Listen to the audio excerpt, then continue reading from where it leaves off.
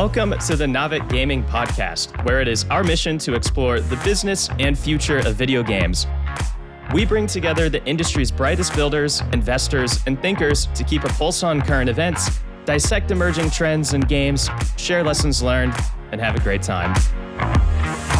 This podcast is also part of Naavik's growing ecosystem, which ranges from free and premium research to consulting and advisory services. For more information, visit www.naavik.co. Now, let's jump into the episode. Hi, everyone. I'm your host, Aaron Bush, and today's episode will be a little different. The scheduling gods have had a mind of their own lately. I've had a couple interviews get pushed around, but instead of having no episode today, I thought it would be fun to take a moment and reflect on some of what I have learned since co-founding Naavik. So today, it'll just be me and my mic, and I'm going to focus on 5 reflections and try not to get too self-indulgent about it. In truth, I could call out 50 or more, but I really want to drill down into what's moved me the most, what I think could be interesting to you, and what will, I hope, leave some small amount of impact on this industry that we all love. So that's the plan, but before diving into reflection number 1, I think it's worth setting some context. Most of you don't know Naavik's lore, and nor should you, but my genesis story with Naavik began 4 years ago. 4 years ago, I didn't work in the games industry. I didn't even know anyone in the games industry. I worked in finance at a company called The Motley Fool, where I built and managed investment products and ran investment portfolios. It was a great company. I loved my work, and I was really good at my job, but I still had other passions, and I really wanted to create something of my own. So I looked at the Venn diagram of my 2 favorite passions, studying businesses and video games, and decided, hey, you know what? Let's do something about this. No grand plan, no strategy, no monetization. I'll just write about the intersection of those 2 passions purely for the fun of it and see where it goes. And that's when Master the Meta was born. Master the Meta was a newsletter, the precursor to today's Naavik Digest, in which every week I, by myself, would conduct research about the games industry and write about what I learned. I was one of the very early writers on Substack, and for several months was largely writing to myself. After all, I didn't know anyone in the games industry, and the people in my investing circles didn't care all that much about video games either. But the email list surely but slowly started to grow. Then I met Manu. Whereas I was a one-man content operation, Manu was, let's call it, a 1.5-man consulting operation under a brand named, you guessed it, Naavik.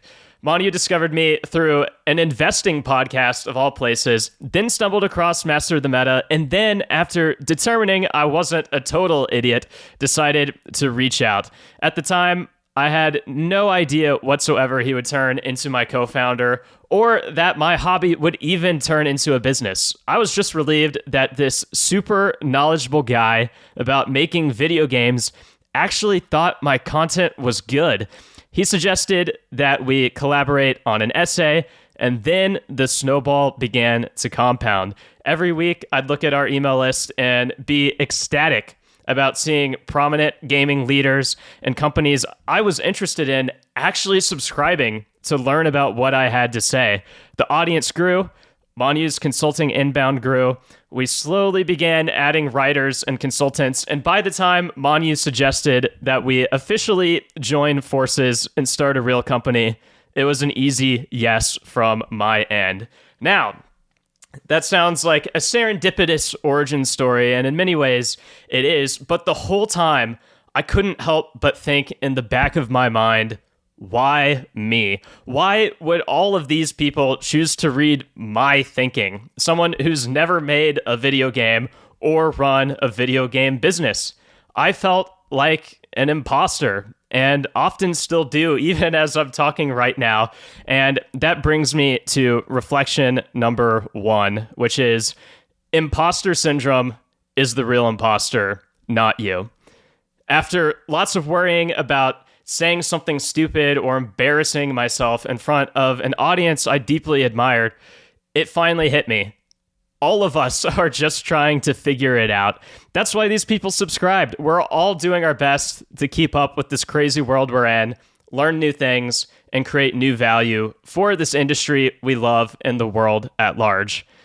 After all, anyone who is trying something new, creating something new, building a better future that doesn't exist today, they're all imposters. They're all imposters because when you do something new, there is no roadmap to follow. Tim Sweeney, for example, didn't pop out of the womb knowing how to build game engines or conduct legal battles against the world's largest company. Bobby Kotick didn't wake up one day suddenly knowing how to sell a company for multiple tens of billions of dollars. We're all imposters. But if we're all imposters, then really none of us are. And if that's true, then the best thing all of us can do is to continue building and trying new things, share our ideas, and live a more interesting life. That's how the world advances. That's how the video game industry advances. So yes, I am a total imposter. But the moment I stop feeling like one, something will be wrong because it means I've stopped learning, stopped creating, and stopped trying new things. So I'm just going to keep learning in public. Naavik is going to keep charging forward. And you know what? You should too. I also learned that apart from putting in the hard work, the best way to fight imposter syndrome is to band together. After all, no matter how hard I work, I will never know everything you know or be good at all the things you are. And no matter how hard you work, you can't learn all that I know. But if we work together, then we can create something bigger than the both of us. If the imposters group up, then we can teach each other, be more helpful to more people, and leave an even larger impact. That's why Naavik has evolved to become so focused on open research. We have 3 other hosts, an ongoing stream of guests, several newsletter writers, and a whole crew of consultants and researchers, because the more we work together, battle test our ideas, get feedback in public, dream up the future, and move in a unified direction, the larger our impact on the industry can and will be. And if one little nobody imposter like me can go from knowing no one and writing completely to myself to working alongside this amazing team and having a company that genuinely helps so many amazing people, games, and companies, then you, my friend, can move mountains. So that was reflection number 1. Imposter syndrome is the real imposter, not you. Let's move on to reflection number 2, which really is a reiteration of one of Warren Buffett's most famous quotes. Quote, "I am a better investor because I am a businessman, and a better businessman because I am an investor." I come from investing circles, right? And I'll always be an investor at my core. And this is one of those quotes that personally gets really annoyingly hand-waved around. After all, duh. Of course, if you live both sides as an investor and as a business person, you're going to learn from both. But then I lived it. After going from investor to first-time entrepreneur, my appreciation for the depth of this quote grew tenfold. Because no longer does it feel like a hand-wavy quote from Captain Obvious, but rather now, a humbling acceptance with many, many granular takeaways. Since starting a business, I learned about registering in different states, about setting up health benefits, about working on bookkeeping platforms, about hiring internationally, about managing all sorts of contracts, sales cycles, customer feedback, and the list goes on and on. But most importantly, I learned to be more empathetic.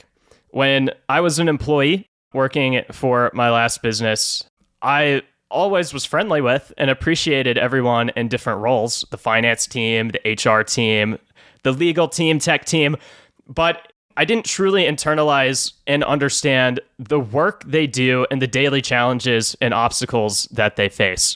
I never fully will, but my empathy and understanding from being in their shoes, and now at least some small ways, makes me even more appreciative and respectful of those who are great at those functions and make everyone else's lives easier as a result. It's also a reminder that companies really are, above all, webs of people and relationships who make every little thing happen. And more broadly, these companies are webs of people across employees, suppliers, customers, shareholders, and communities who all at their best should want nothing less than a win-win for everyone.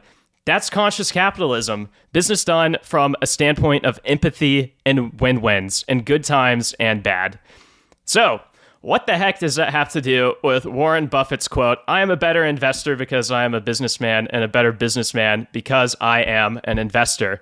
It sounds like a tangent, but now when I put my investor hat on, I look at other companies, whether early stage or public markets, and my depth of knowledge, greater empathy for people, and recognition of leaders who focus on win-wins has grown. And that means I hopefully should be making better judgments as a result. So if you are an investor, I recommend getting your hands dirty. It doesn't have to be a full business, but only by unleashing some creativity and building, ideally with others, can you truly grow your empathy and understanding of other builders.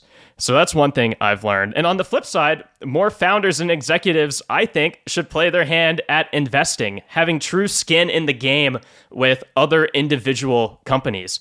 Even if you don't think you'd be a great investor or have a ton of time to carve out for it, the lessons learned from studying other businesses, seeing what works and doesn't, learning from other builders, and building your internal web of pattern recognition will only help you better understand your market and provide more nuance behind your decision making as a business leader too. Of course, I'm not perfect, so don't take this soliloquy as preaching or that I'm sitting on my high horse. I really am not, and am humbled by reality every single day. But I see the growth. Being an investor has made me a better businessman, and now being a businessman is making me a better investor. And there's no reason that can't be you as well. This all brings me to reflection number 3. In the games industry, there's not enough learning from other industries. I love the games industry so much, and in many ways, it is unique and special and on the cutting edge, but it's also, in many circles, kind of an echo chamber, I've noticed. Raph Koster, the legendary game designer whom I've interviewed on this podcast last year, made the point that a huge part of what makes him effective is his relentless curiosity and widespread study of everything, psychology, economics, music, etc. So I know there are some incredible game creators learning and being inspired beyond just other games and entertainment, and everybody works differently and thinks differently. But for this point, I really want to focus on the business side, which is where I actually have some experience. Whereas many video games and related technologies truly are on the cutting edge and creating things that were not possible before, the businesses behind them rarely are so novel.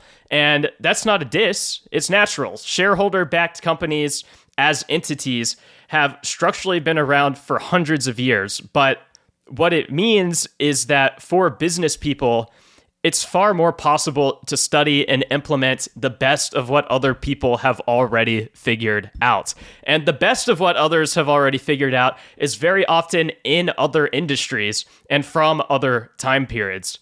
For example, do you want to improve at capital allocation? Then read books like The Outsiders and Lessons from the Titans, and study companies like Berkshire Hathaway, The Washington Post, Capital Cities, TCI, and Teledyne. Do you want to know where big companies historically stumbled? Well, then study General Electric, United Fruit, and General Motors. Are you, as a games company, a regular acquirer of other businesses?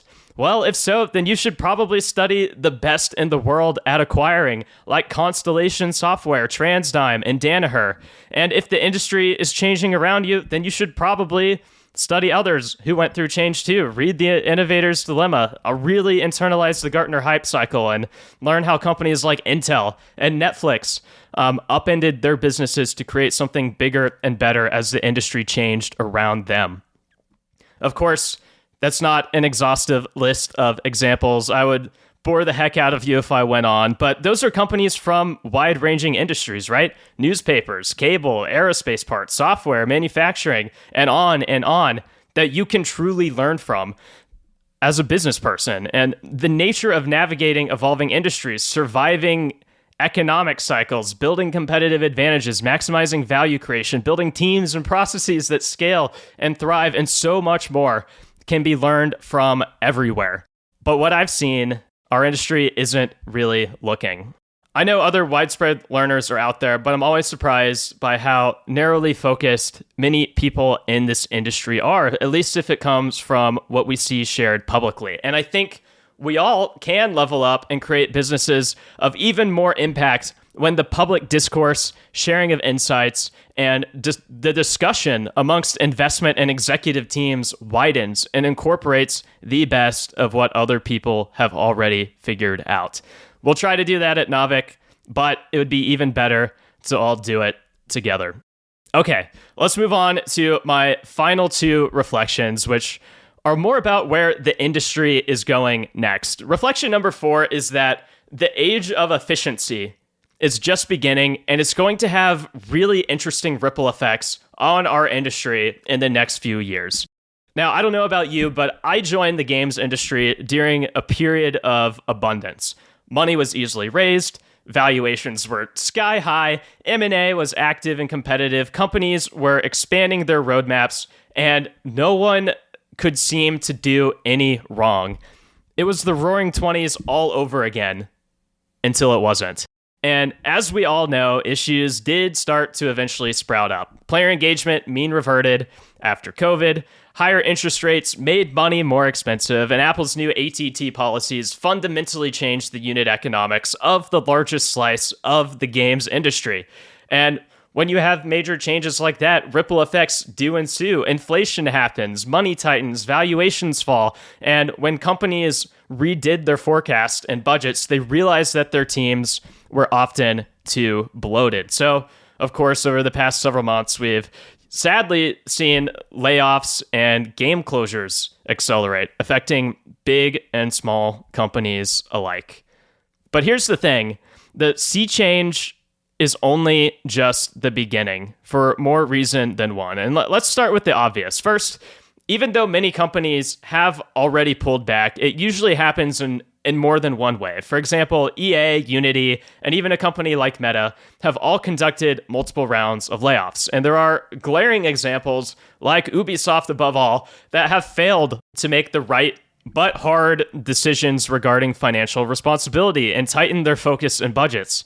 And on the startup side especially, we've clearly seen a pullback in valuations and fundraising, but what we haven't yet seen is the ripple effects of such. For example, Series C funding, all around venture, not just games, is all but dried up. Web3 gaming funding is a fraction of its previous highs. And when those companies go back to the table needing more funding, many of them are going to be in really difficult spots. And that's going to lead to several value destructive down rounds and even companies going under that fail to raise money. So perhaps, unfortunately, I think there are major shoes left to drop. But this conversation about efficiency and financial fitness is so much bigger than managing employee count or the ripple effects of startup funding, which is why I want to talk about it. What we're starting to see more of as well is a renewed focus on ROI all across the industry, specifically on returns on invested capital in big companies.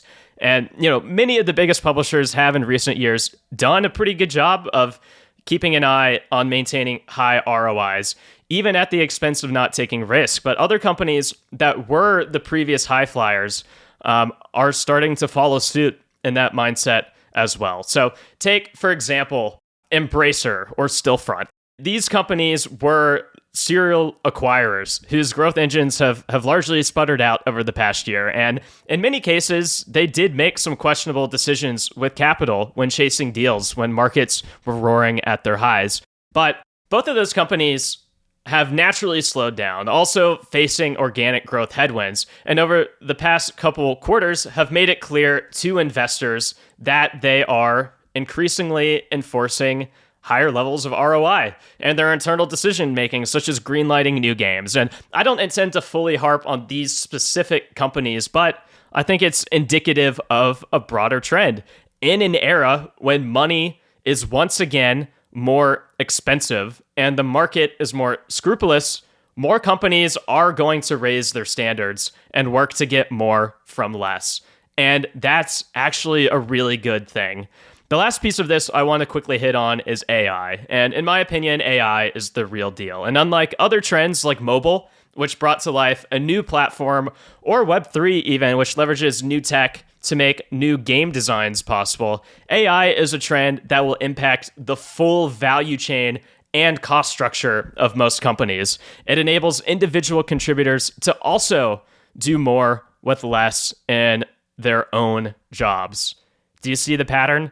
At a time when companies are focused on achieving more with less, a new technology has also emerged that could take that to the next level, all at the same time. Now, I don't know exactly what AI will unleash. I don't think anyone does, and that's outside the scope of this discussion. But what seems increasingly obvious by the day is that it will become an extremely powerful tool in many forms across game making and back office functions that will provide enormous efficiency boosts time-wise and financially.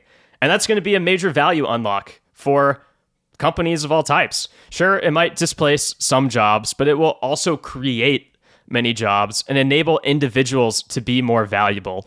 It will both lower barriers to entry for creators and enable the biggest AAA game developers to create even bigger and better experiences with better tools. Like many incredible technologies before it, in some ways, it will change the world, but humanity and our beloved games industry will adapt and learn to work with it and create even more value in the process.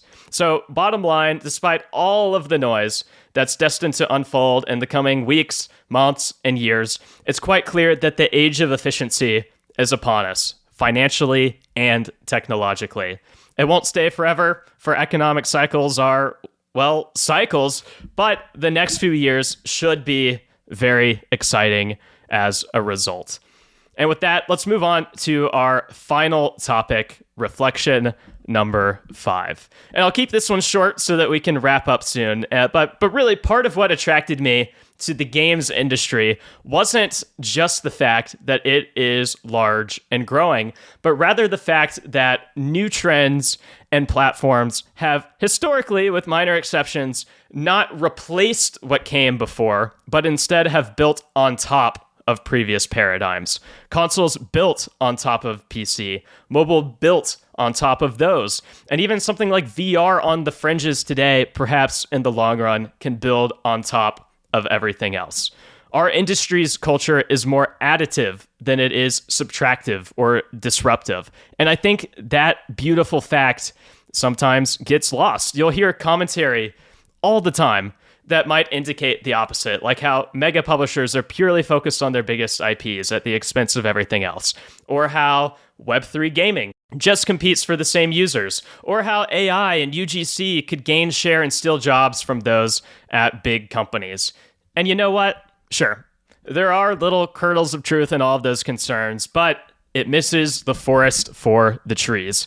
Reflection number 5, in a nutshell, is that we are building an and industry, not an or industry. Whereas most industries are or industries, like how most people don't need phones and cameras, or Amazon and bookstores. The games industry is so special because most every major movement going on has the potential to be additive.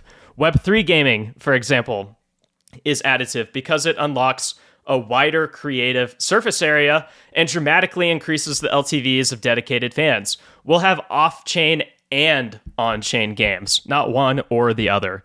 UGC is additive because democratizing game development will lead to more games targeting more people, and it will motivate younger generations to spend even more time in games. We'll live in a world with more great UGC and AAA games, not a world with just UGC or AAA games.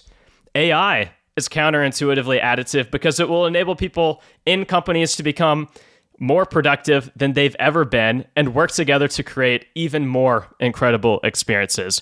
In making games and companies, we will have great people and AI working together, not just great people or AI. And there's no shortage of opportunities to go around for these combinations to attack. Cloud gaming is additive, because it enables players to play their favorite games in places they couldn't before. We'll have consoles and cloud gaming, not consoles or cloud gaming. And I could go on.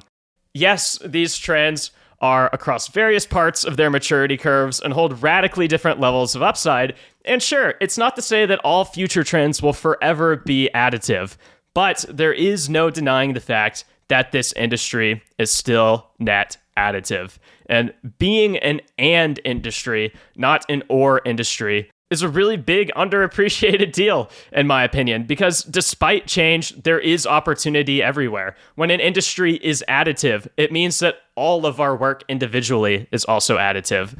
Personally, as a co-founder of a consulting firm, that's great news because it means there will be more and more companies to help. But it should be exciting for you too, because you will also have so many opportunities to evolve and help create new value in new ways and spark a lot of fun for a lot of people in the process. So that's it. 5 reflections since co-founding Naavik. No more, no less. Number 1, imposter syndrome is the real imposter, not you. Number 2, we can all become better business people because we're investors, and better investors because we're business people. Number 3, there's not enough learning from other industries, but we can all level up by widening our views together. Number 4, the age of efficiency is upon us, perhaps controversially, in exciting ways. And lastly, number 5, the games industry's additive culture, being an and industry, not an or industry, is bound to continue creating more opportunity, upside, and fun. If you made it this far, I deeply appreciate you. It was fun and healthy for me to put my thoughts together like this, and I hope even just a piece of it was helpful or interesting to you. Of course, this is my list. It's my reflections. It's personal. And I know that you, whatever you do in or around gaming, you also have amazing reflections of your own, and that's what makes our community so special. And so in closing, in fact, I'd love to hear your reflections and potentially share them with the rest of the podcast, because we really can all learn together. So wherever you're hearing this, feel free to leave a comment, or even better, shoot us a note to our mailbag at podcast@naavik.co. I'd love to know what your biggest reflections are since joining the games industry, or even your largest reflections as an onlooker, if that applies to you. And with that, I'll wrap up right here. I promise these types of episodes are very rare, like 1 in 200 rare. But thank you so much for listening. This has been a lot of fun. And with that, I'll catch you next time. If you enjoyed today's episode, whether on YouTube or your favorite podcast app, make sure to like, subscribe, comment, or give a 5-star review. And if you want to reach out or provide feedback, shoot us a note at podcast@naavik.co, or find us on Twitter and LinkedIn. Plus, if you want to learn more about what Naavik has to offer, make sure to check out our website, www.naavik.co. There, you can sign up for the #1 games industry newsletter, Naavik Digest, level up your insights with our premium research platform, Naavik Pro, or contact us to learn about our wide-ranging consulting and advisory services. Again, that is www.naavik.co. Thanks for listening, and we'll catch you in the next episode.